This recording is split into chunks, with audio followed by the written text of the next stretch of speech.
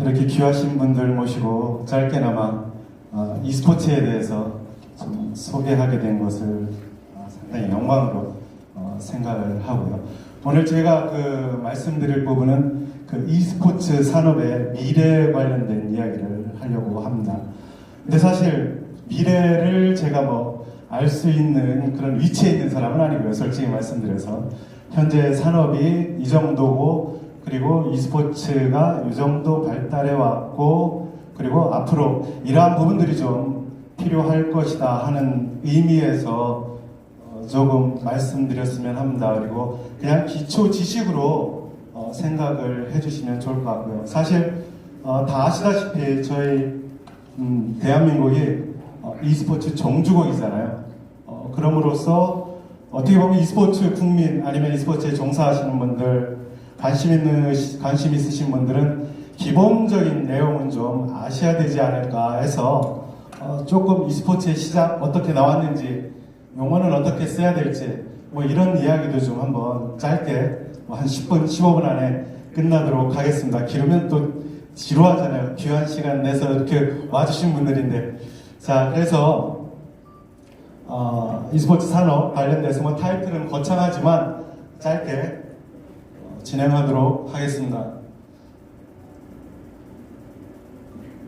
저는 경동대학교에서 근무하고 있고요. 그리고 독일 루르대학교에서 스포츠 마케팅 전공했습니다. 그리고 e스포츠 관련 초창기부터 같이 정책에 참여하고 정부 사업에 같이 움직여서 여러 작업을 수행을 했습니다. 그래서 종주국이 될 수 있게끔, 그리고 e스포츠가 계속 발전할 수 있게끔 그런 교수로서의 역할을 상당히 많이 충실했고요. 앞으로도 그런 역할을 계속 할 수 있지 않을까, 우리 전호기 이사장님하고 그런 생각을 항상 합니다. 자, 그리고 국가의 e스포츠를 담당하는 데가 이제 문화체육관광부에 한국콘텐츠진흥원이 있습니다. 그리고 실질적인 e스포츠 말고 게임물이라고 하거든요. 모든 게임, 한국에서 유통되는 모든 게임은 게임물관리위원회에서 통제를 받습니다. 실질적으로 정부 산하기관이고요. 한국에서 라이엇 게임즈도 마찬가지고, 아니면 에픽도 마찬가지고, 다 한국의 유통에서 소위 사업을 하려면은 게임물관리위원회의 승인을 받아야 됩니다. 그거 받지 않으면 한국에 유통을 할 수가 없어요. 그래서 그런데 이제 참여해서 자문위원으로 정책에 참여하고 있고요. 또 하나의 제 관심 분야는 이제 e스포츠 이외에 올림픽에도 상당히 많이 관심이 있었습니다. 그래서 2018 평창 동계올림픽 때도 4달 동안 나가서 열심히 현장에서 일도 많이 했습니다.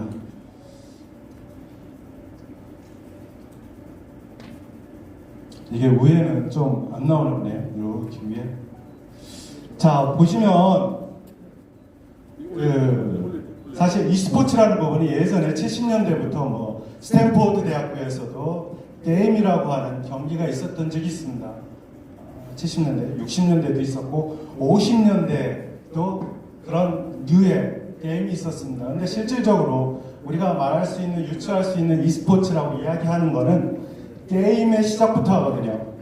물론 게임이 e스포츠는 절대 아닙니다. 그래서 한 90년대부터 우리나라에 이런 e스포츠를 만들기 위한, 탄생을 위한 준비 작업들이 상당히 많았습니다. 그래서 보시면은 PC방에서 기본적으로 이 게임을 시작을 했고요. 요즘 같으면은 이런 전형적인 모습들이 아니죠, 여러분들. PC를 보더라도. 그리고 오늘날의 이런 스타크래프트도 지금 이제 많이 우리가 더 이상 안 하죠. 더 이상 안 한다고 해도 지금도 스타크래프트를 하는 사람들이 전 세계적으로 한 240만 명 정도 됩니다. 공식적으로는 이제 물러났죠. 공식적인 그런 상황에서는. 그 대신에 이제 리그 오브 레전드가 나와서 전 세계를 휩쓸고 있습니다. 자, 그리고 보시면 2000년대 초에도 이런 PC방에서 게임을 많이 했습니다. 그래서 기술이 발달하고 하면서 이제 환경도 변하고, 보시다시피 모니터도 상당히 많이 발전을 했습니다. 그래서 예전에는 두툼한 이런, 사실 해상도가 낮은 이런 곳에서 게임을 했지만 지금은 그렇지 않죠. 지금은 사실 얇은 모니터로 해상도도 어마어마하게 좋은 그리고 마우스도 있고 또 키보드도 있고 상당히 많이 발전을 했습니다. 그래서 이런 것들 보시면은 여러분들도 별거 아닌 것 같아도 기술의 발전과 함께 e스포츠도 발전을 합니다. 그리고 2000년대부터 게임에서 e스포츠로 전이되면서 e스포츠가 하나의 분야로 독립된 분야로 이제 발전되기 시작합니다. 그리고 e스포츠라는 게 기본적으로 나오게 된 배경에는 한국에서 이런 방송시설 아시죠? 대표적인 게 예전에는 게임할 때는 방송시설이 없었어요. 예전에는 90년대 이전에는 그냥 단지 모여서 경기하는 정도였었는데 한국에서 이런 방송 시스템 들어오고 무대도 장착되고 하면서 오늘날 우리가 보여지는 그런 e스포츠가 탄생하게 됩니다.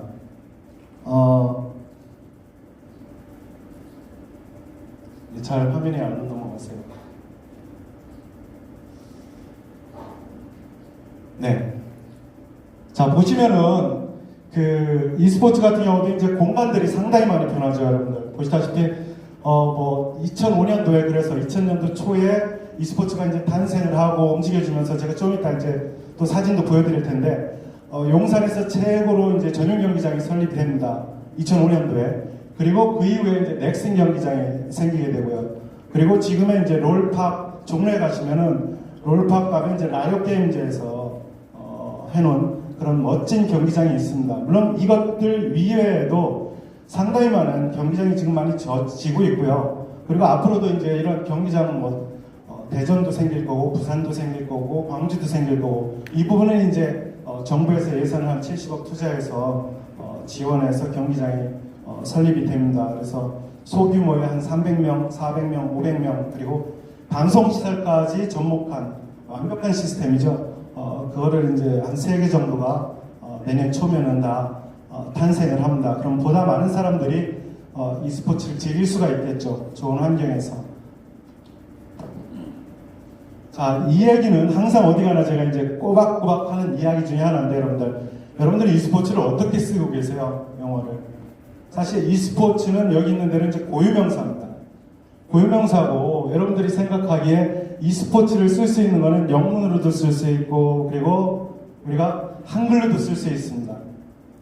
2000년대 초반에 최초로 이제 그 박지원, 지금 이제 국정원장이죠. 박지원 문화부 장관이 공식 선상에서 2000년에 그 창립총회를 이제 개최하는데 e스포츠라는 용어를 최초로 사용하게 됩니다. 그때부터 이제 e스포츠라는 용어가 공식화됐거든요. 저 같은 이제 교수나 전문가들은 그렇게 됐을 경우에 어떤 현상들, 용어들 이런 것들을 이제 만들어 나가는 사람들이고요. 정책들도 만들어 나가고. 그래서 이제 그 당시부터 쓰기 시작한 게 고민해서 나온 용어들이 이렇게 됩니다. 여기 보시는 듯이 e스포츠, 다 e스포츠죠. e스포츠. 보시면 제가 가장 선호하는 단어는 녹색입니다. 사실 개인적으로 선호하는 단어는 저는 이 단어를 많이 선호하고요. 항상 쓸 때. 그리고 이제 보시면 e스포츠도 이렇게도 쓰고요. 항상 근데 S는 대문자로 써주셔야지 본래 e스포츠가 발전하고 태동한 그 취지에 맞습니다. 항상 강조하고 우리 고유의 문화의 특성을 나타내는 그런 단어들입니다. 그리고 이제 법률상으로 보면은 요 용어를 많이 씁니다, 여러분들. e스포츠 진흥법이라고 있는데 진흥법 보면은 이제 영문을 쓸 수가 없잖아요. 그래서 이렇게 한글로 e스포츠라고 표기하고요. 보통 이제 쓸 때는 또 이 한글 때문에 그냥 영문에다가 한글 e스포츠 써가지고 언론이나 이런 데는 사실 요 단어를 많이 쓰기도 합니다.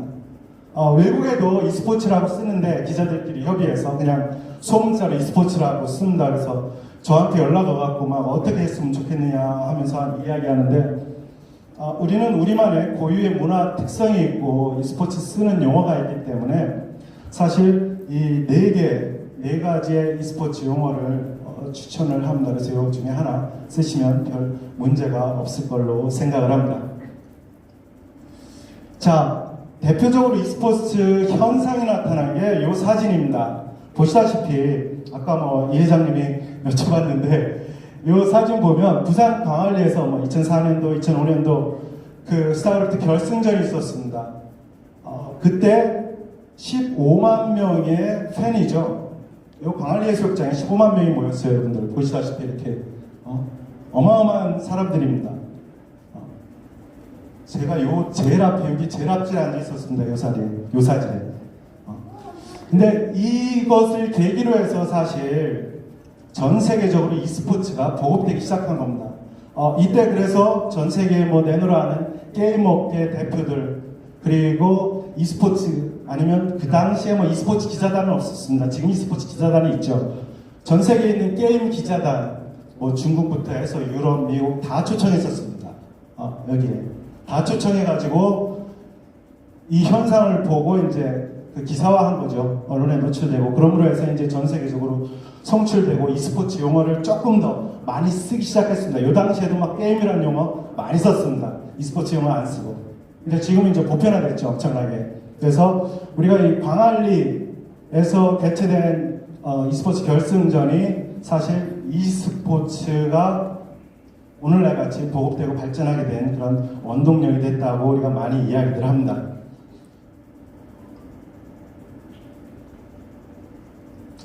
자, e스포츠 하면 대표적으로 생각나는 두 사람이죠.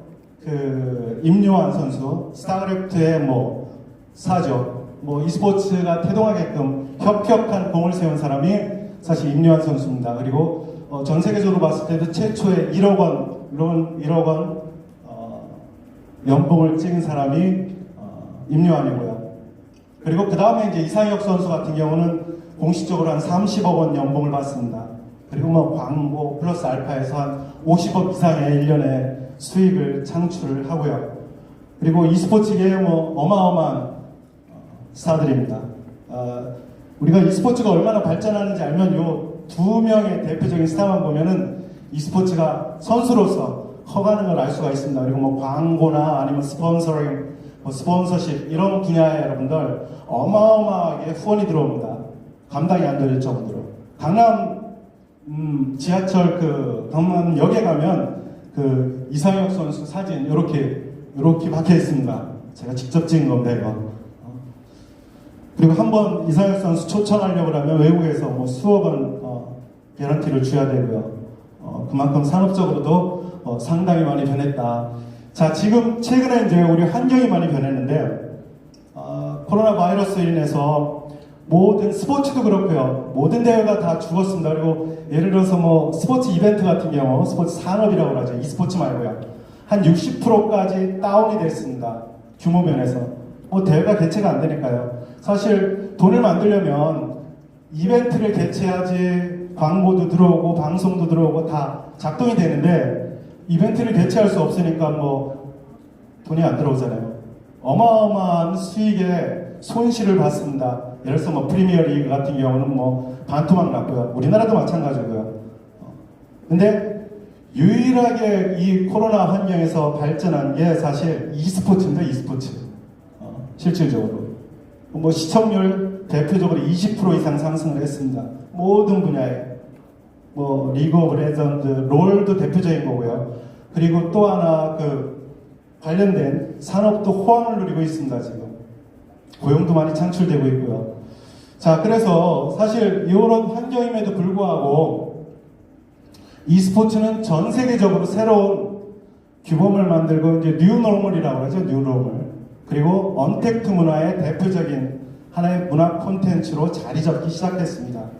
이게 이제 뭐 2000년 초반부터 오지만 또 새롭게 이 코로나 환경이 e스포츠를 부각하는 그런 계기가 되지 않았나 이런 생각을 해보고요. 그리고 최근에 있었던 어떤 문화적 컨셉과 더불어 4차 산업혁명의 대표적 선두주자로 나갈 수 있는 그런 환경이 조성됐고 또 교육적으로서도 상당히 앞으로는 가치 있는 산업이 되지 않을까 생각을 합니다. 그리고 뭐 지금 저도 미팅 되게 많이 했습니다만은 대학교에서 e스포츠 학과를 전공을 개설하려고 엄청나게 노력하고 있습니다. 그리고 뭐 전문대회도 e스포츠 학과가 있고요. 저도 e스포츠를 온라인으로 강의하고 있고요. 그래서 e스포츠 교육 같은 경우도 상당히 폭발적으로 앞으로 수익적인 차원에서도 돈이 되는 그런 어떤 산업 효과가 있지 않을까 이런 생각을 해서요. 교육적인 면도 상당히 중요하다 이렇게 생각을 합니다. 우리나라가 또 종주국이기 때문에 이런 산업적, 교육적 가치 부분의 산업 효과를 무시할 수가 없습니다. 우리나라가 만들면 기본적으로는 전 세계적으로 보급되고 표준화가 되는 게 사실입니다. 그래서 우리나라 쪽에서는 그런 것들을 콘텐츠를 많이 만들어서 수출해야 되겠어. 여기 계신 회장님들이 많이 만드셔서 수출하셔야 됩니다. 중국에 수출하고 미국에 수출하고 또 전체적인 연대, 외국과 연대해서 우리나라의 어떤 가치를 잡고 팔아주셔야 됩니다. 그래야지 그 돈 가지고 다시 재수출하고 재생산하죠. 자, 전 세계적으로 짧게 말씀드리겠습니다. 우리가 e스포츠가 게임의 사실 한 부분입니다. 근데 독립돼서 지금 독립성을 추구하는 그런 과정이고요. 보시면은 전 세계적으로 게임 산업의 규모가 있습니다. 규모. 보시면은 한 1200조 원 정도의 게임 산업 규모가 지금 전 세계적으로 산업적인 측면에서 가치가 있습니다. 이건 뭘 얘기하냐면 이 게임 부분 안에 e스포츠가 있잖아요. e스포츠도 이 한 부분에 하나의 커다란 산업군으로서 자리 잡고 있다는 이야기입니다. 물론 이 1200조 원보다도 e스포츠 얘기하면 사실 액수는 적습니다, 여러분들. 얼마 안 돼요. 다 보여드리겠지만.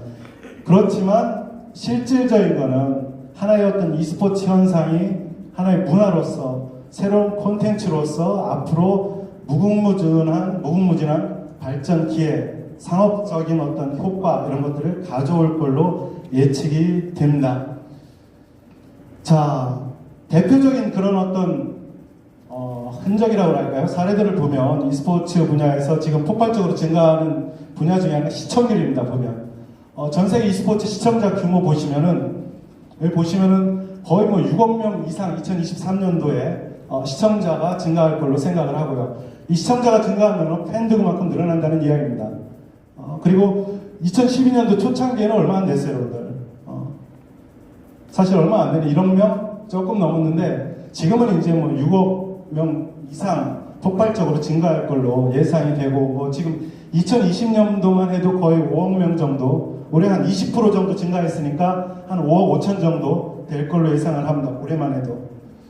이 시청률이 증가한다는 것은 다 아시겠지만 산업적인 측면에서 어마어마한 가치를 가지고 오죠. 돈을 만들 수 있는 기회가 된다는 겁니다. 소비자가 있고 고객이 있고 방송이 뛰어들고 기업이 뛰어들 수밖에 없습니다. 언론에 노출하기 위해서. 사실 전 세계적으로 4대 리그가 있습니다, 여러분들. 특히 이제 북미 가면은 뭐 야구, 농구, 축구도 있고 미식축구도 있고 어마어마한 수익 사업으로 그 4대 리그가 돌아가죠. 그 4대 리그의 버금가는 시청률 그 이상을 가져오는 게 e스포츠입니다. 그래서 미국 같은 경우는 e스포츠 구단을 어마어마하게 지금 만들고 있습니다. 한 20억이면 구단 하나 만들 수 있습니다. e스포츠 구단. 미국에서는 한 70억. 데이빗 베컴 아시죠, 여러분들? 베컴. 축구선수. 축구선수도 e스포츠 구단 만들었어요, 여러분들. 78억 원 투자해가지고. 뭐 농구선수, 프로선수들도 구단 만들고. 그래서 미국 같은 경우는 개인이 e스포츠를 창립을 해서 e스포츠 구단을 만들어서 지금 리그전을 개최하고 있습니다. 우리보다는 조금 발전된 모습이죠. 왜냐? 상업적 가치가 있기 때문에 그런 콘텐츠를 만들어서 계속 시장에 내놓는 겁니다, 여러분들. 돈이 되니까. 뭐, 저 같은 경우는 개인적으로 이제 그런 산업군이 발전함으로 해서 상당히 고무적이라고 생각을 하고요.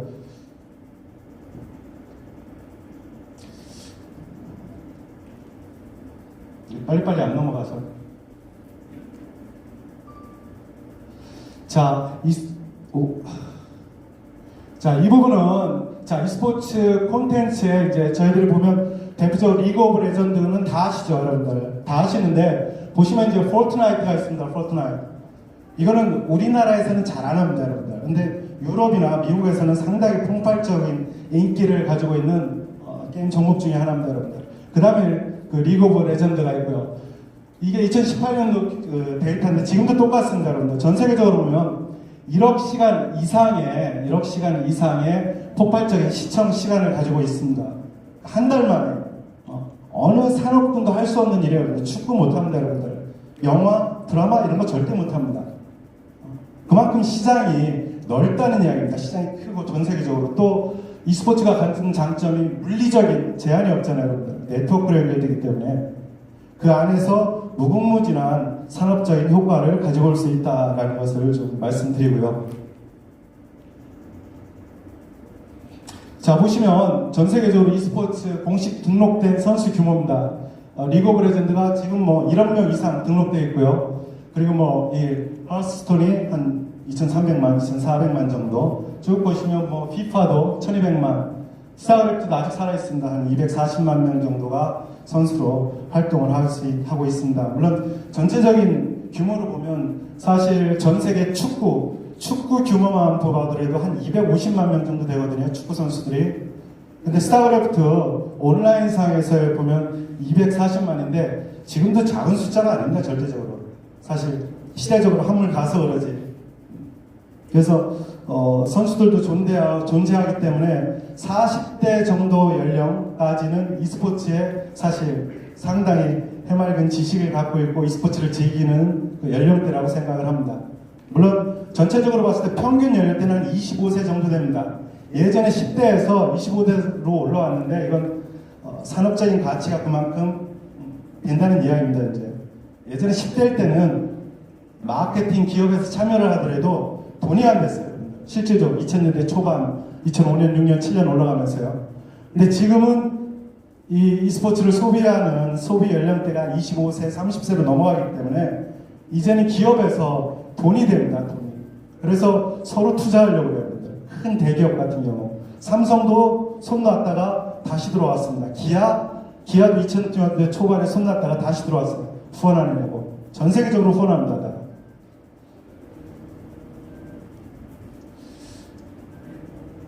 자, 앞으로 e스포츠 시장 같은 경우는 보시면 이제 실질적으로 시장 규모입니다. 아까 게임 같은 경우는 한 1200조 원 정도 된다고 그랬죠, 여러분들한테. 근데 실질적으로 그거에 비하면 좀 약소합니다. 거의 뭐 2조 원이 약간 안 되기 때문에, 여러분들. 근데 2조 원이지만 20년간의 어떤 짧은 기간에 비해서는 급속한 어마어마한 발전입니다. 그리고 이 e스포츠 산업 규모 2조 원이라고 하지만 실질적으로 내용을 보면 e스포츠 이벤트를 중심으로 한 그 수익의 계산입니다. 전체. 그러니까 이벤트에 관련된 수익이 거의 뭐 2조 원 정도 앞으로 보시면 이제 2021년도 될 거라고 예상을 합니다. 그 외적인 걸로 예를 들어서 뭐 e스포츠 종목을 개발한다거나 아니면 그 외적인 부분 이런 우리가 환경을 만드는 것도 이것도 비용이거든요. 이런 것들까지 합치면은 그 수익은 훨씬 더 전체적인 매출은 클 거라고 예상이 되고요. 그렇지만 지금 이벤트만을 가지고 전 세계적인 e스포츠 시장 규모를 이야기하면 한 2조 원 정도 될 거라고 예측을 합니다.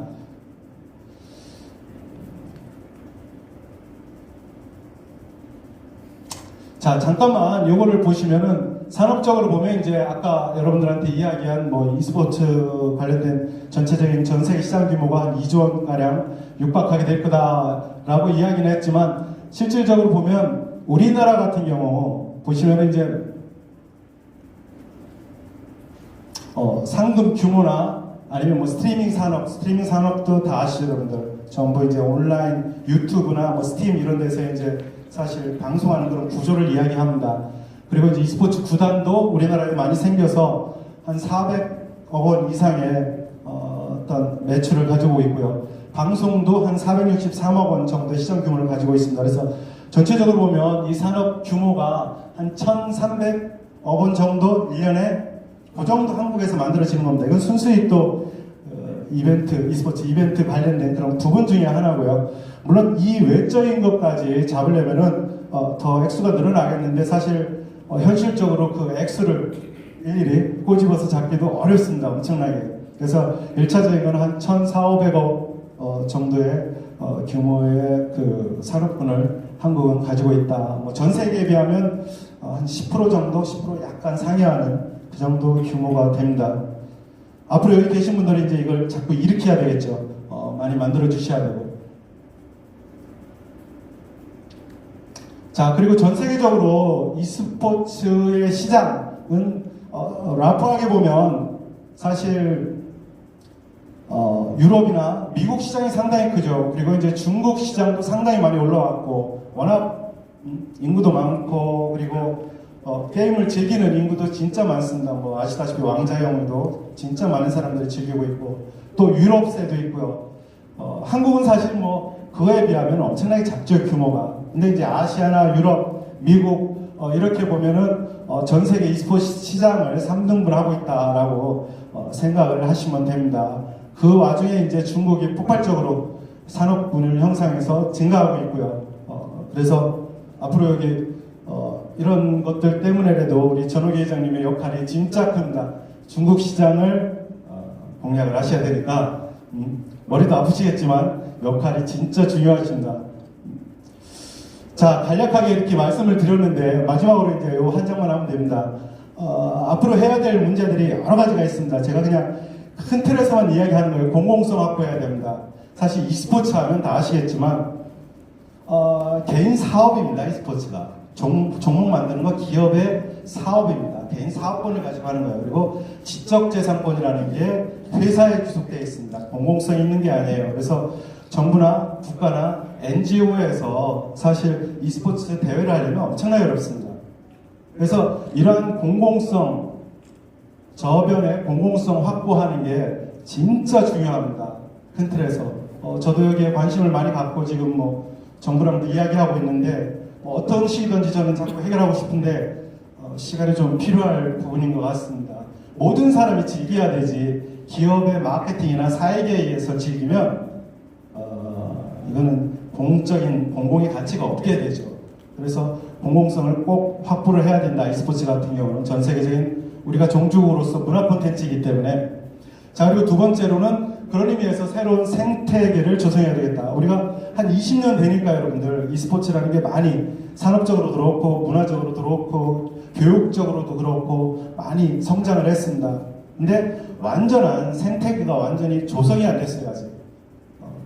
아까 뭐 말씀하신 생활체육화한다, 생활스포츠화한다 이런 면에서도 아직 e스포츠가 체육 종목도 아닙니다. 어딜 갈지는 모르죠. 올림픽 종목도 아니고요. 그러니까 이런 조그만 생태계 작업이 있어야 되는데 아직까지는 많이 부족합니다. 그래서 이런 부분도 우리가 신경을 써야 되고요. 그리고 이제 국제연대, 이 진짜 중요합니다. 국제연대. 저도 이제 국제연대 상당히 국가 간의 교류 이런 것들에 관심이 많은데 특히 이제 한중 간의 교류. 그래서 전효 교수님이 엄청난 중요한 역할이고요. 국제연대를 하셔야 되기 때문에 이게 국제연대라는 게 중국만 해서 된다고 하는 게 아니고 이제 일본도 해야 되고 유럽도 해야 되고 그리고 또 미국, 북미, 캐나다도 e스포츠에 엄청나게 관심 많습니다. 강하고요. 그래서 연대를 만드셔서 국제연대를 만드셔서 같이 해야 됩니다. 그래야 파이가 커져요, 여러분들. 파이. 서로 윈윈할 수가 있습니다. 국제연대를 하지 못하면 파이가 크는데 제약이 있습니다. 그래서 그런 거 생각해서 여기 관심 있는 분들은 국제 네트워크를 좀 만드셔서 그런 국제연대를 강화하는 그런 어떤 콘텐츠를 만들면 좋지 않을까. 우리 이 회장님 만드신다고 그랬으니까 빨리 e스포츠 총회도 하시고 만드셔야 되겠죠. 이런 게 상당히 중요한 것 같습니다. 자꾸 여기저기서 콘텐츠 하나씩 나와서 새로운 e스포츠의 시작을 알리면서 파일을 크게 하는 작업들 우리 후세대가 다 먹고 살 거잖아요. 우리가 해놓으면 그거잖아요, 여러분들. 자, 그리고 거기에는 상당히 많은 지식과 정보들이 있는데 이걸 녹여줄 수 있는 교육이나 어떤 가치 작업이 필요한데 아직은 이 지식 정보 관련된 이야기는 나중에 또 한번 기회 있으면 하도록 하겠습니다. 상당히 부족한 부분 중에 하나입니다. 하다못해 뭐 e스포츠 책도 하나 없습니다. 전 세계적으로 보면 우리나라도 마찬가지고요. 이런 것들 보면 뭐 교재 작업도 마찬가지고 e스포츠 관련된 전반적인 종합적인 지식 연구소도 필요한데 이러한 부분도 상당히 앞으로 좀 촉진돼야 되지 않나 이런 생각을 합니다. 자, 그래서 이걸로 간략하게 여러분들한테 마치면서 e스포츠에 여기 다 참여하실 분들이니까 앞으로 파이팅 하시고 열심히 했으면 좋겠습니다. 고맙습니다.